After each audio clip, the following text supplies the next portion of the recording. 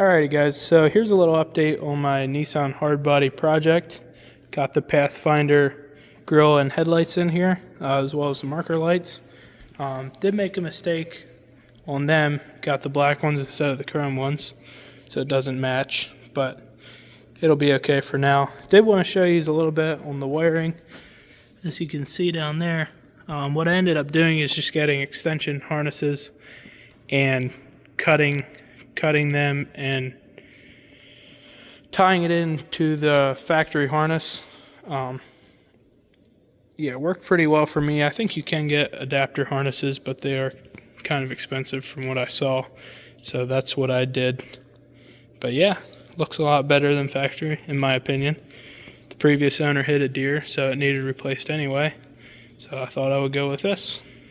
Alright, so as far as mounting goes, actually very simple, bolts right in.